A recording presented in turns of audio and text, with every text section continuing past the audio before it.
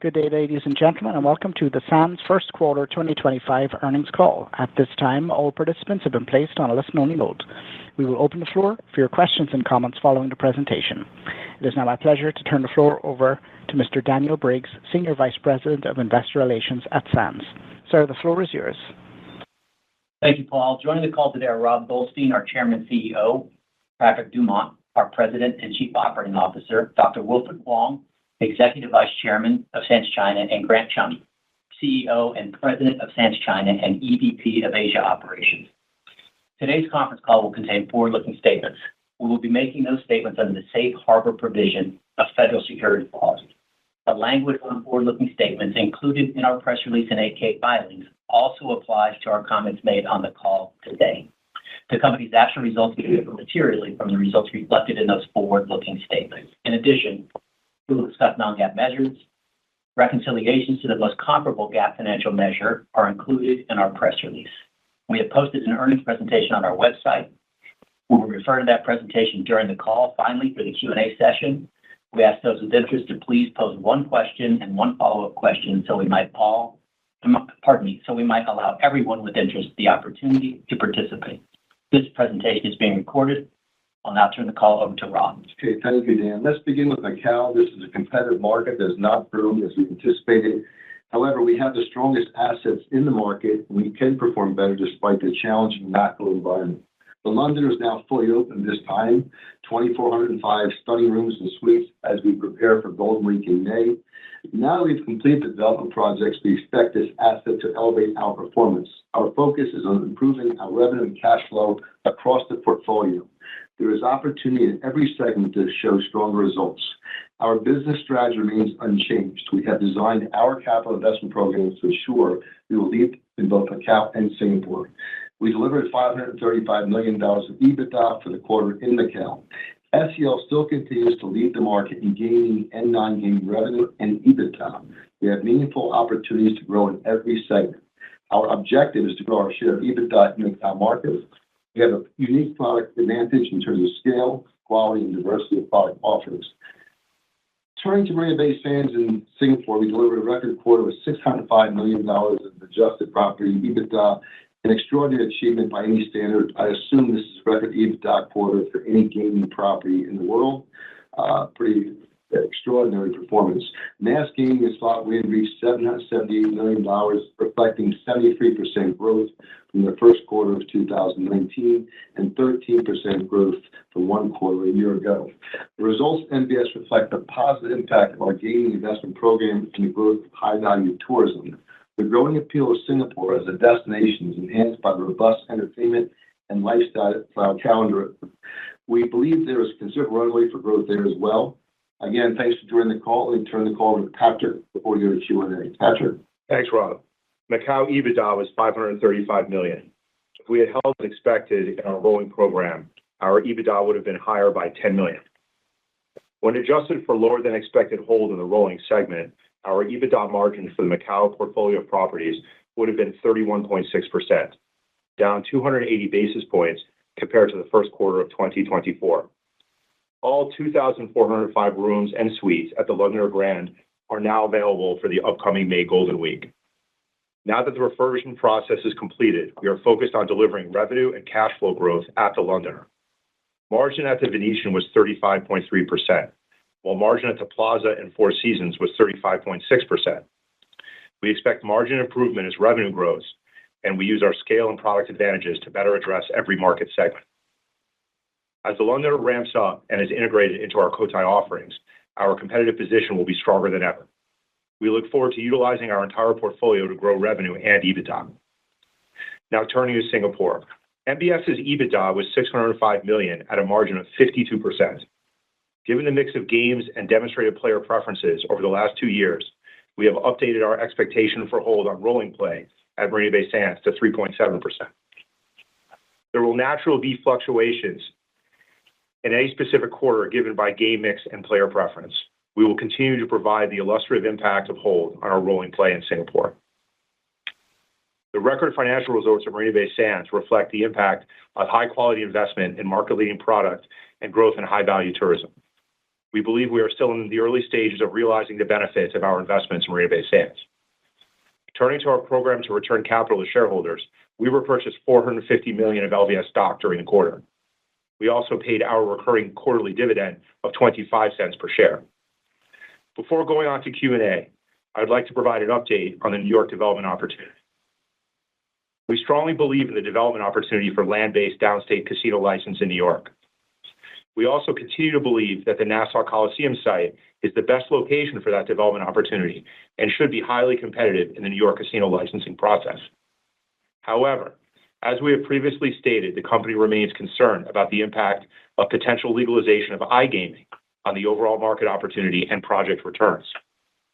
We are in the process of attempting to secure an agreement with a third party to whom we can transact the opportunity to bid for a casino license on the Nassau Coliseum site. This would include those that may be able to address both land-based and digital markets in New York. For Las Vegas Sands, we believe the highest and best use of our capital in the near term is to purchase LVS and SCL shares. Accordingly, LVS has decided not to bid for a casino license in New York. We believe repurchases of LVS equity through our share repurchase program will be meaningfully accretive to the company and its shareholders over the long term. Our board has increased our share repurchase authorization to $2 billion. We look forward to continuing to utilize the company's share repurchase program to increase returns to shareholders in the future. Thanks again for joining the call today. Now let's take questions. Thank you, ladies and gentlemen. The floor is now open for questions. If you would like to enter the queue to ask a question, please press star one on your telephone keypad now. If listening on speakerphone today, please pick up your handset to provide optimum sound quality. Also, we ask each participant to limit yourself to one question and one follow-up. Please hold a moment while we poll for questions. And the first question today is coming from Carlo Santarelli from Deutsche Bank. Carlo, your line is live. Yeah, hey, thanks, everybody. Rob, Patrick, thanks for your comments. As anyone could kind of see when you look at, the valuation of the Hong Kong listing and what it implies basically for the corporate and Singapore, one understands kind of the willingness and desire to kind of repurchase shares. As you do think about the two entities, though, and the various repurchases across both and your stake in the Hong Kong listing specifically, how are you guys kind of balancing the way you more or less go about those allocations right now? So appreciate the question. You've heard us say it on prior calls. We see meaningful value in both LVS and SCL equity, and we're going to continue to act with this belief. So we were active during the quarter at LVS. I think our goal is to really be active in both SCL and LVS equity and continue to march towards that 74.9, and you'll see us do that. I think on the LVS side, we think the valuation where our stock is currently is very attractive for us. We're going to be aggressive in the way that we buy back shares and that we have done previously. So we view it as an opportunity, and we're going to continue to be active in the share repurchase market for both SCL and LVS. Great, thanks. And then if I could, just a quick follow-up. Obviously, the decision to raise the theoretical on the VIP side in Marina Bay Sands makes sense relative to the history here over the last 2 years. As you look at, however, on the mass side, hold was up nicely, and I know it's always tough to kind of guesstimate what handle would have been in a normalized hold environment and how to think about all of that. But when you look at kind of the impact the higher hold year over year on the mass table side specifically had on MBS, is there any way you guys could maybe outline how you think about the potential EBITDA benefit that stemmed from that? I think the problem is, it doesn't matter high end or mass. The problem is it depends on what the customers bet. And that's always been the reason why there's such talk about smart tables. It enables you to actually know and not guess whether it's 3-4, 3-6, 4-1. It tells you specifically. And I think that's the advantage we're going to have in both Macao and Singapore in the future.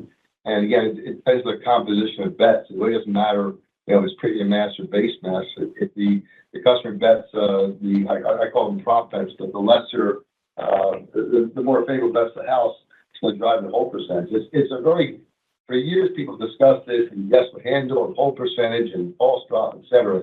This takes the guesswork out of it. It makes it actually mathematically perfect. And that's our goal, is to have that information across both jurisdictions in the future. I think the most important thing here is that while, MBS obviously is impacted by hold our rolling program, really the outperformer at Marina Bay Sands has been the mass segment. And I think that really has been the story at Marina Bay Sands. Yeah, I think our rolling business has improved in a meaningful way. But when you look at Marina Bay Sands and the investments that have been made there, it's really to attract high-value tourists on the mass side. And our premium mass and mass segment there has outperformed to an extraordinary level. And we think there's room to grow now that our renovation is completed. So I think it's an important story to talk about how we see the uptake of these side bets and how it has moved our hold over time.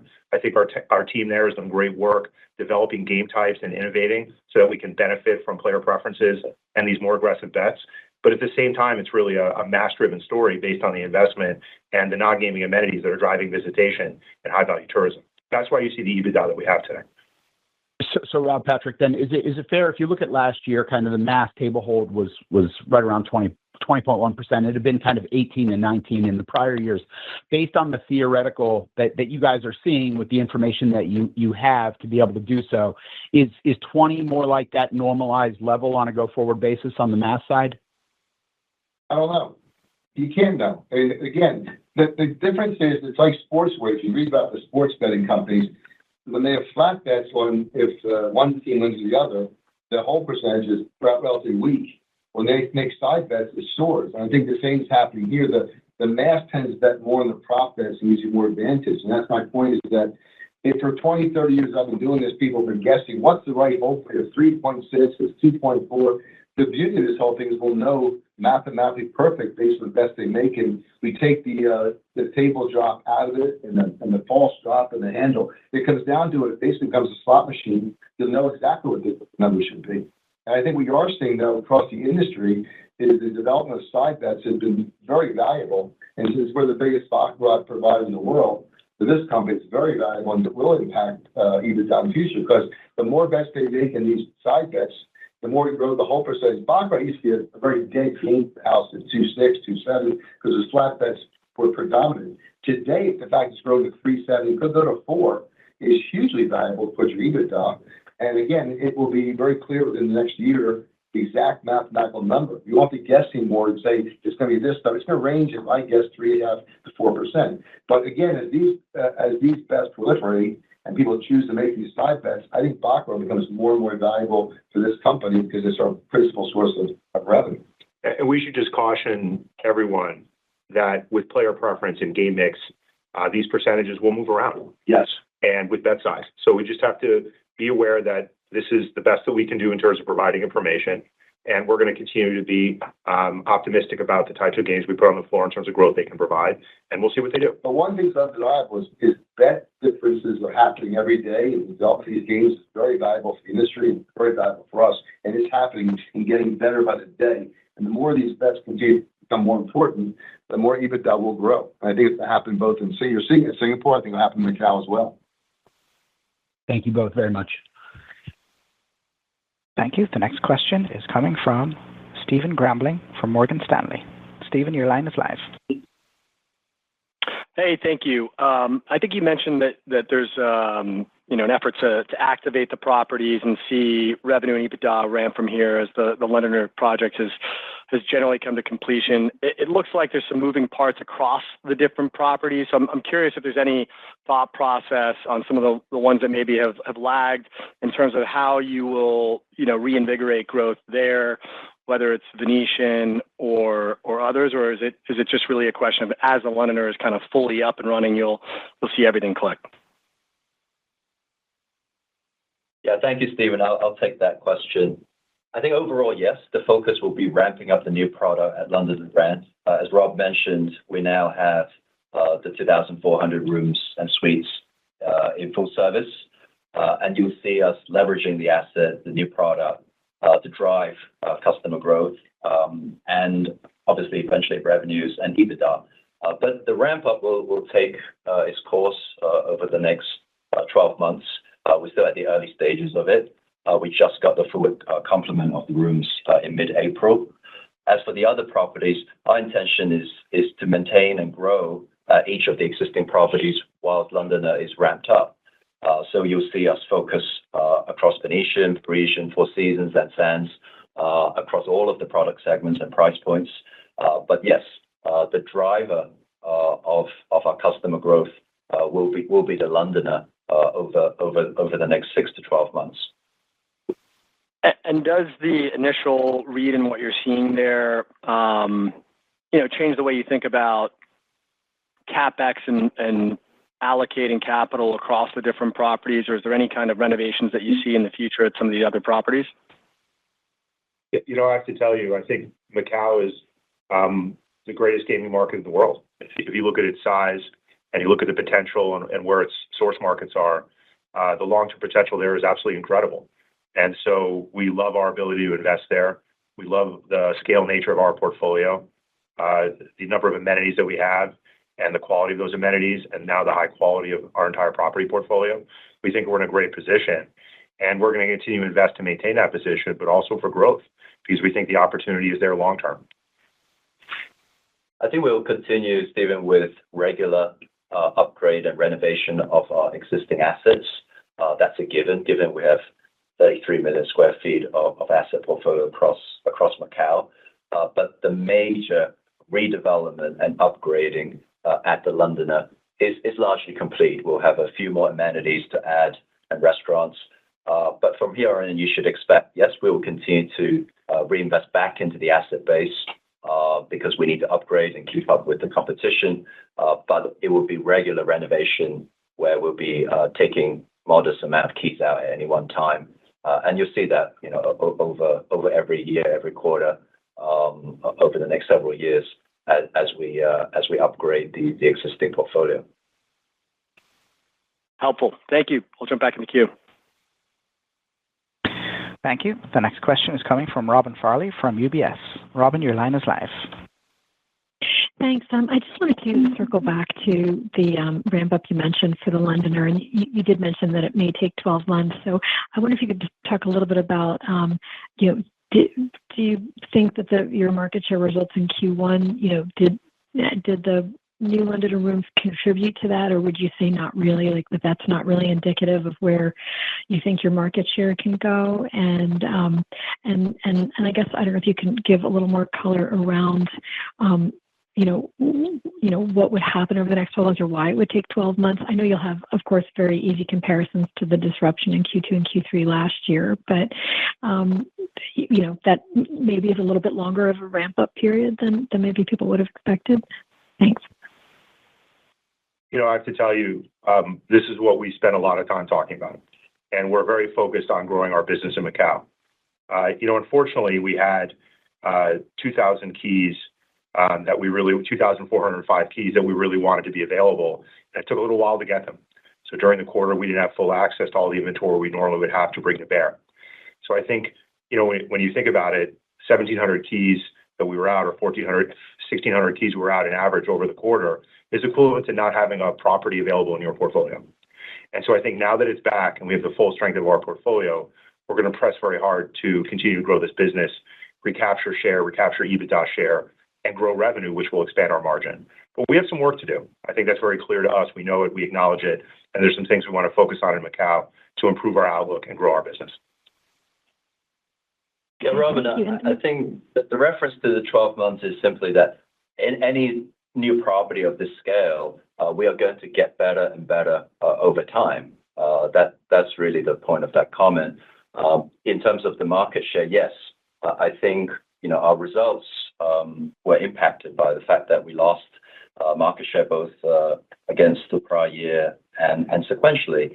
And we are looking, with the new assets coming online, we are looking to be competing harder for the revenues in a flat market. And we fully intend to compete with the Londoner, but also you can see some of our results in the other properties. We're looking to improve performance at Venetian, as well as the other existing properties. So I think it's going to be a comprehensive effort to reactivate, engage new customer growth, as well as to fully leverage the new property in Londoner Grand.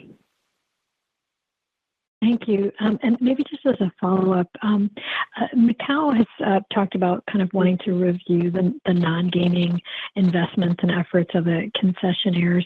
Do you have a sense of what they would like to see more of, or what may have changed recently, or they would be looking for more of going forward? Thanks. I'll give my view, and maybe Wilfred can also chime in here in terms of the policy direction.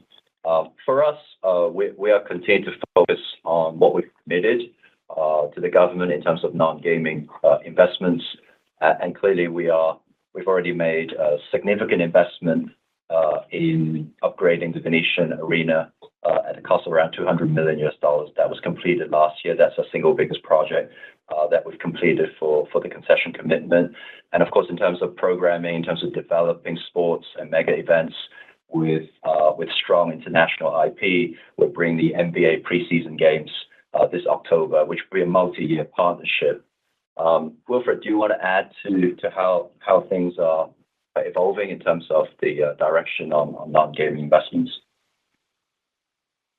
Sure. I think the new administration now has had time to look at the overall picture of the non-gaming development, and they are, as long as we maintain our total commitment, they are looking to us to specialize in areas where we each do best, because they feel that maybe it's better that rather than six of us all working on similar areas, maybe there are emphases that each of us can focus on. So there will be opportunities for us to discuss with the government how we do best in some of the areas. And the second area is that we, because of the GGR reaching a certain level, we are also committed to spending an additional 20% of our into the non-gaming investment, and the government is really looking into how best to coordinate the use of these proceeds. Great, thank you. Thank you. The next question will be from Shaun Kelley from Bank of America. Shaun, your line is live. Hi, good afternoon, everyone. Thank you for taking my question. One big picture one, and then sort of one micro one, if I could. On the big picture side, just, Rob or Grant, your high level view here on just, has the market dynamic in Macau, changed at all as it relates to the balance between premium mass and the competition there versus base mass? I mean, as I think about it, LVS has always succeeded, I think really well when the market's been extremely full. But we've seen the visitation recover now, and sort of both segments are struggling a little bit. And so I'm just kind of curious on the balance and sort of, are you, pivoting strategy at all to kind of lean into, particularly the premium segment, if that's the healthier one right now? So I think your observations are correct. It's our scale and size played to our advantage for years, and it was a huge advantage for us, and that's more difficult today to right. And it's more competitive in each segment. There's no longer a free segment or easy business in Macau. I think it's very competitive. But in the end, I think our assets give us I think that we really handicapped this Londoner thing's taken so long and so difficult.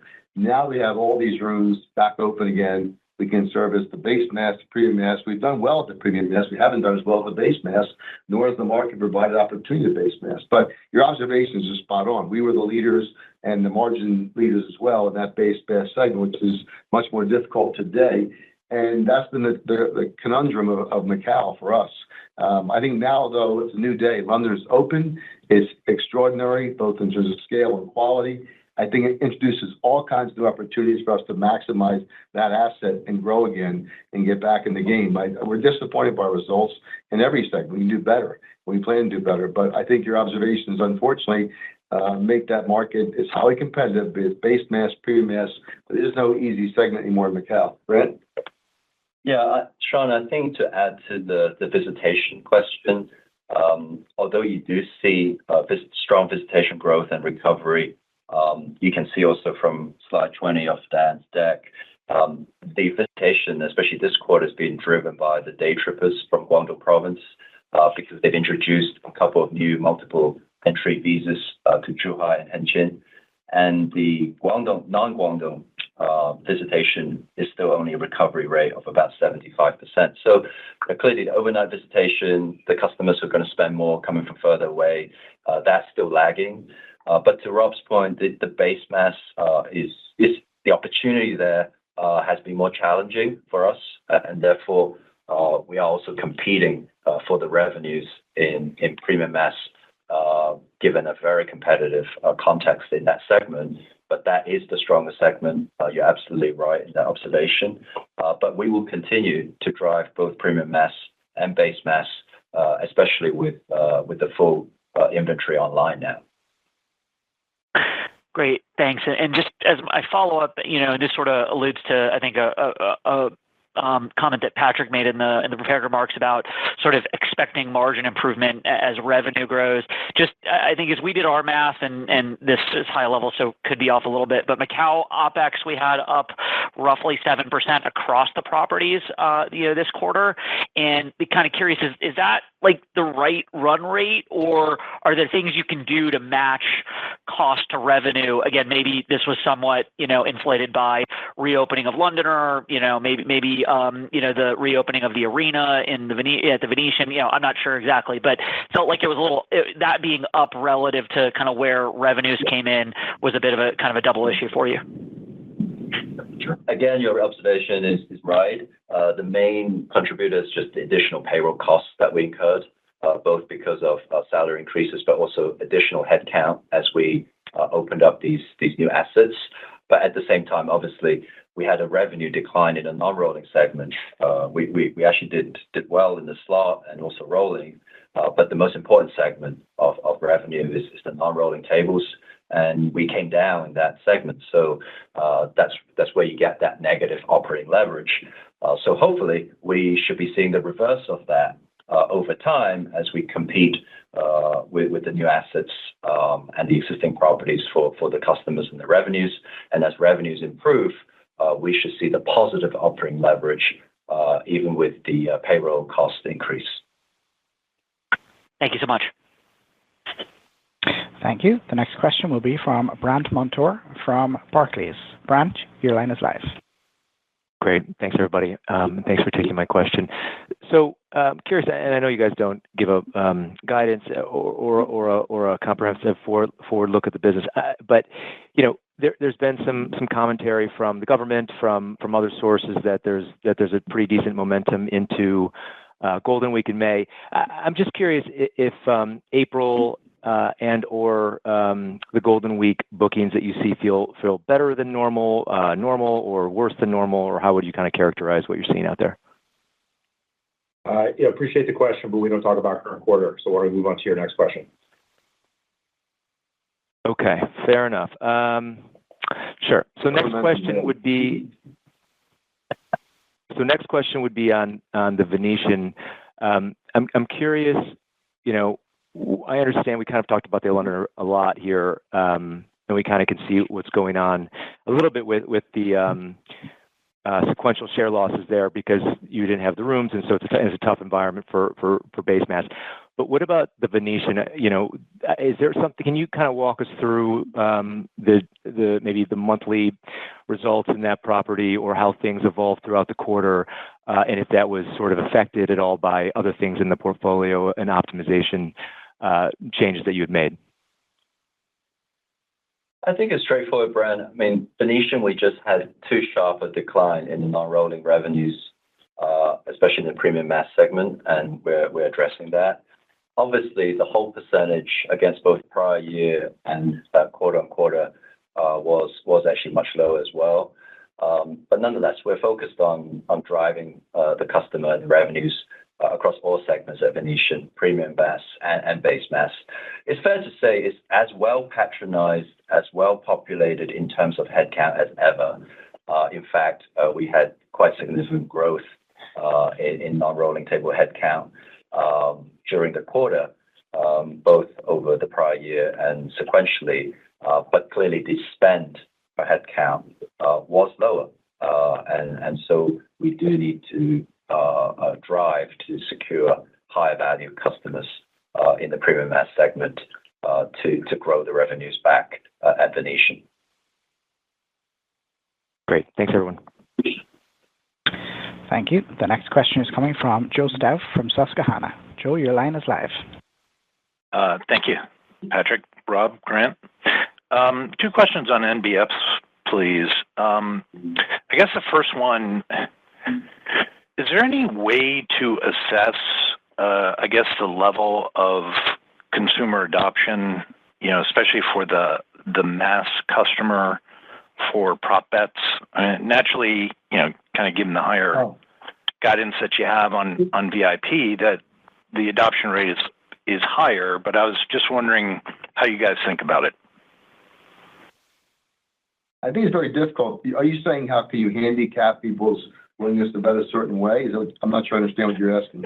No, more like the frequency of a mass customer to bet on props versus that of a VIP. Obviously, different bet sizes, but just the frequency between the two groups. I don't think you can actually ever say 100% how people are going to bet a certain way, but I do think the lower end customer tends to be, it's like lottery tickets. They tend to bet more, but it's a lesser customer, I think, on the prop bets.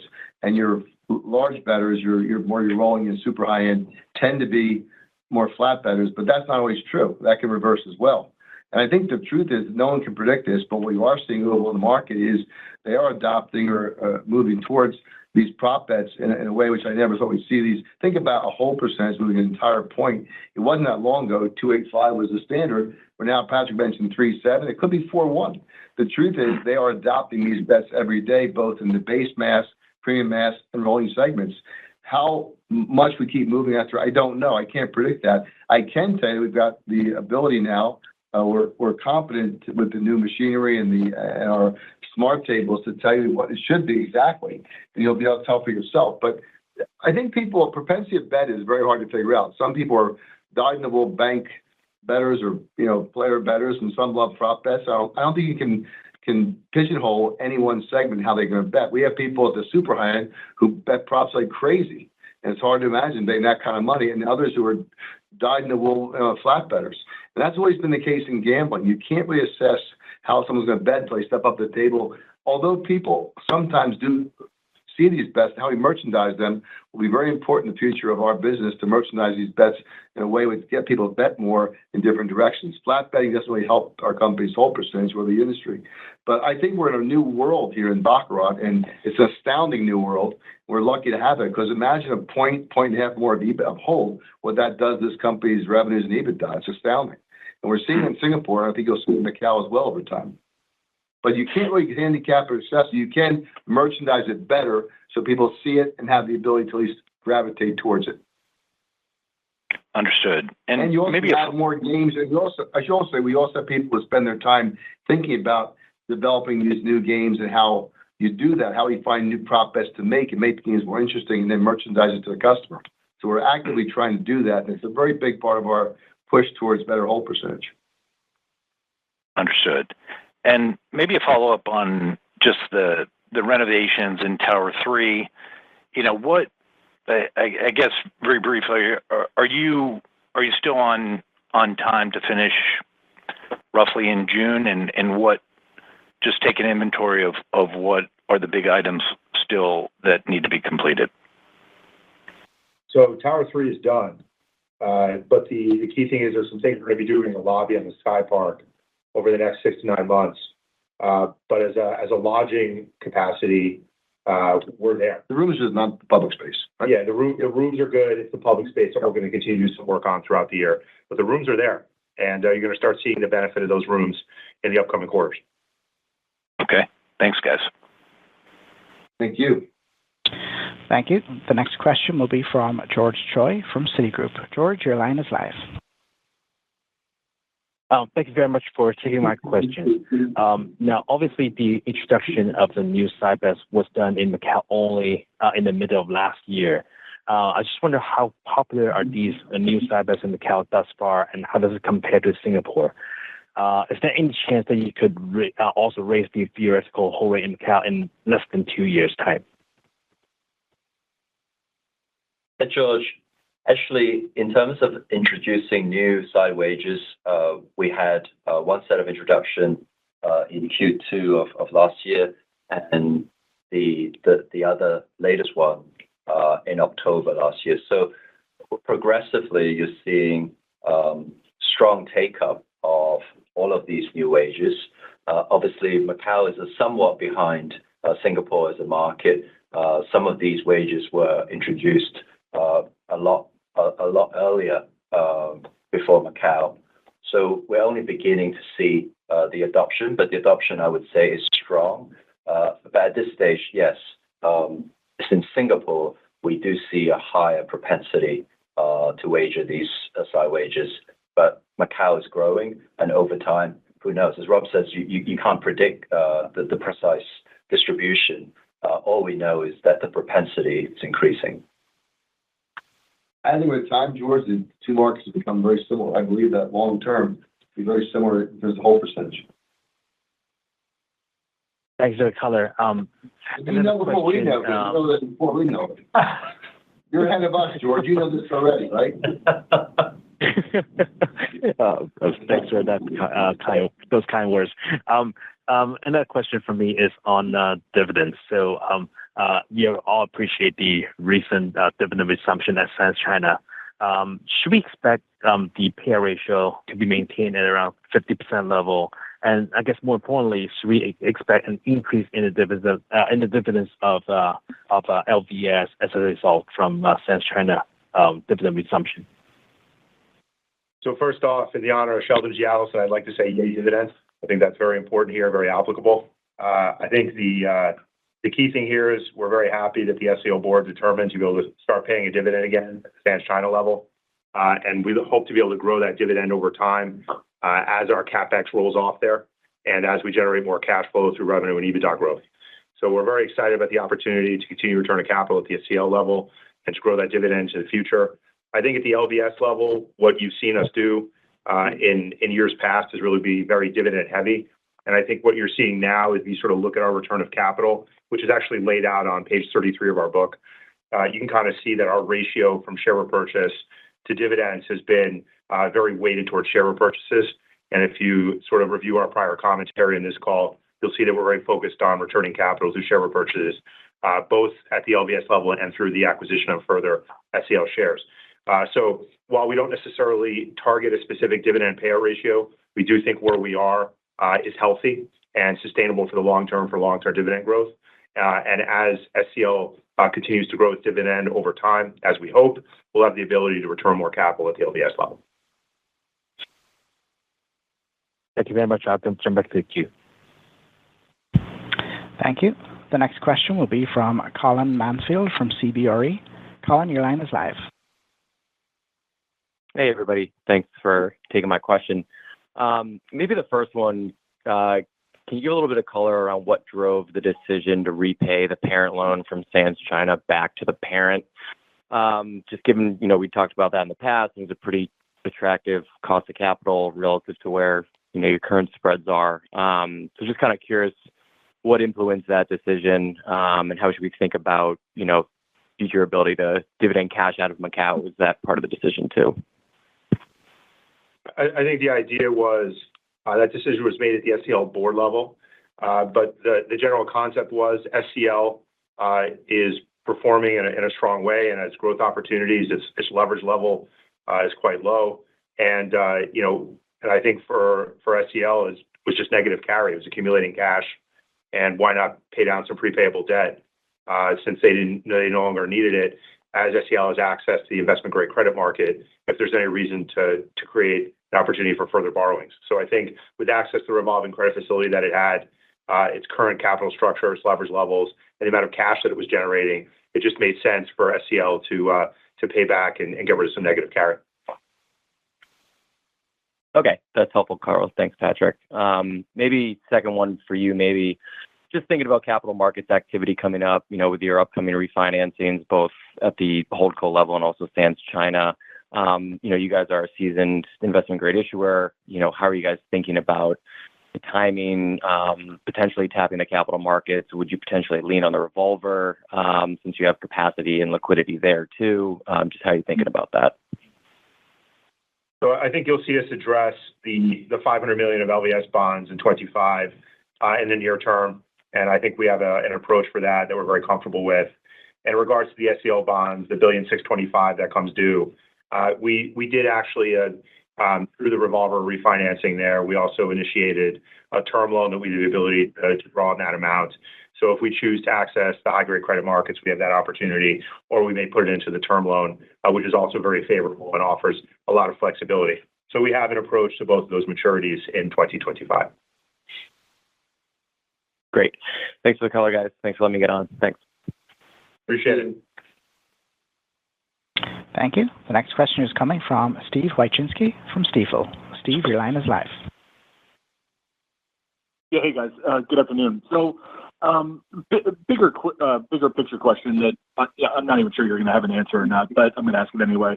Rob, clearly there's a lot of uncertainty around the political environments in both the U.S. and China, and I think the fear that's out there is China might at some point retaliate against U.S. companies or something along the lines, and that's where a lot of investors' heads are these days. So I guess the question is that something, Rob, that kind of keeps you awake at night, or do you view your relationship with China in very, very good standing at this point, and that risk seems more low, if that makes sense? First of all, I think we are not in mainland China. We're in Macao, SAR. I think there is a difference. Number one, I do think Macao is a different orientation vis-a-vis Beijing. Secondly, to your point, I think we have an incredible relationship with Beijing, and we've worked on it for many, many years, and it's very important to us. We're a big believer in the relationship between China and the U.S. We're very disheartened by what's happening right now. Hopefully, we can get back on track. But it doesn't keep me up at night at all. In fact, I think we're in a very good position at Macao. We've been the leader in CapEx. We've been the leader in developing non-gaming assets. Sheldon has a legacy which stands well. I don't believe this right now, this dislocation in countries is sustainable. There has to be a deal between the two most powerful countries in the world. I remain steadfast. I believe things come back to a much more normal, rational place quickly. They have to, and I'm hoping that happens, sooner than I anticipate. But no, it doesn't keep any of us up at night. We feel very committed to Macao and vice versa. It's been a very special relationship with this company, and it began 20 plus years ago when Sheldon first went there and made that pitch for Cotai. And I think the Chinese are been incredible partners. The government of Macao, people in Beijing, we're grateful for their support over the years, and we continue to believe we'll be there for many years to come beyond the concession. And no, it doesn't keep me up at night at all. I would like to see a stronger relationship between the U.S. and China tonight, because we all need it. Consumers need it. They need it. We need it. It's good for the world. And I'm very disheartened by what I'm seeing, but hopefully that gets resolved quickly. But no, we're not concerned at all about our position in Macao, nor should we be. Okay, that's great color. Appreciate that, Rob. And then second question, real quickly. There have been some reports out there that the Singapore government wants to get, probably a little bit more aggressive with driving visitation, into their country moving forward. And obviously that should benefit NBS, over time. So I guess the question is, have you guys thought about that more in terms of what, obviously increased visitation could do to, you've always kind of given some longer term projections of what NBS could look like from an EBITDA perspective over time. And has this kind of changed your view around that at all? So first off, I think Singapore is an unbelievable market for high-value tourism. And Singapore has been very focused on creating opportunities for high-value tourism for many years and investing behind that thesis in airports, infrastructure, and other things that create attractions to help create prominence and desirability to visit Singapore. And so I think for us, it benefits us, but we're also investing with this thesis. So if you look at how we invest, the amenities that we're creating, the way we're positioning ourselves, the way other non-gaming operators are positioning their tourism offerings, it's really a special place. I think for us, it's very motivating, and we're very excited to continue to invest there and expand our offerings there. It's a very rare place. Singapore is rarefied air, and it's very special who goes to Singapore, the consumption habits. If you look at the retail consumption, the food and beverage consumption, the gaming play, the lodging consumption, it's really unique. And I think it's driven because of the overall goal of the government of Singapore, which is to create the opportunity for high-value tourism. And so we've been benefiting from it for the last 15 years. And the Singapore government has been great in terms of investing in the assets to drive tourism, and we've been investing behind that. I have to say, though, as much as Singapore is a wonderful place, our asset is a wonderful asset within that place.